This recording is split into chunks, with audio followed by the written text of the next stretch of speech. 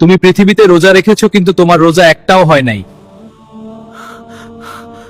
৩০ দিন রোজা রাখলেন, তারপর যদি কিয়ামতের দিন জানতে পারেন একটাও রোজা কবুল হয়নি, ভাবতেই কি বুকের ভেতরটা কেঁপে ওঠে না? ভোর থেকে সূর্যাস্ত পর্যন্ত ক্ষুধা সহ্য করেছেন, তৃষ্ণা সহ্য করেছেন, ক্লান্তি সহ্য করেছেন, লুকিয়ে কিছু খাননি, গরমে পুড়েছেন, তবুও রোজা ভাঙেননি। কিন্তু মাস শেষে যদি ফলাফল হয় আপনি শুধু ক্ষুধার্তই ছিলেন, সওয়াব কিছুই পাননি। রসূলুল্লাহ সাল্লাল্লাহু আলাইহি ওয়াসাল্লাম সতর্ক করে বলেছেন, কত রোজাদার আছে যাদের রোজার বিনিময়ে ক্ষুধা ছাড়া আর কিছুই জোটে না। সুনানে ইবনে মাজা ১৬৯০। কারা তারা? রসূলুল্লাহ সাল্লাল্লাহু আলাইহি ওয়াসাল্লাম আরও বলেছেন, যে ব্যক্তি মিথ্যা বলা ও সে অনুযায়ী আমল বর্জন করেনি, তারে পানাহার পরিত্যাগ করায় আল্লাহর কোনো প্রয়োজন নেই। সহি বুখারি ১৯০৩।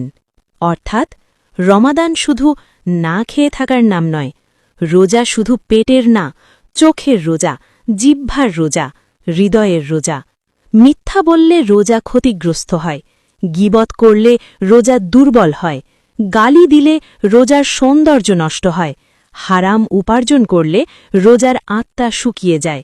বাইরে আমরা রোজাদার, কিন্তু ভেতরে যদি আগের সেই মানুষই থাকি, তাহলে রমাদান আমাদের কি দিল? রমাদান আসে আমাদের বদলাতে, রাগ নিয়ন্ত্রণ করতে শেখাতে, ভাষাকে পরিষ্কার করতে শেখাতে, আচরণকে সুন্দর করতে শেখাতে।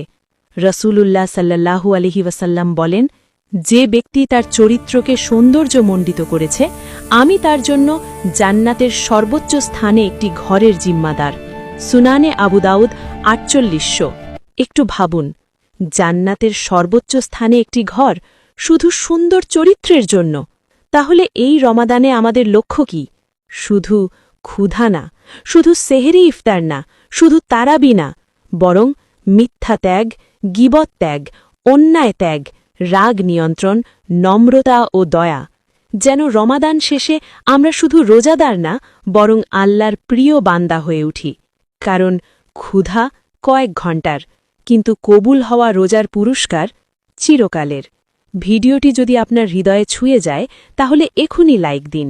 ইসলামিক রিমাইন্ডার পেতে চ্যানেলটি সাবস্ক্রাইব করুন। সওয়াবের নিয়তে ভিডিওটি শেয়ার করে দিন। কমেন্টে লিখুন আলহামদুলিল্লাহ। আসুন এই রমাদান থেকেই বদলে যাই।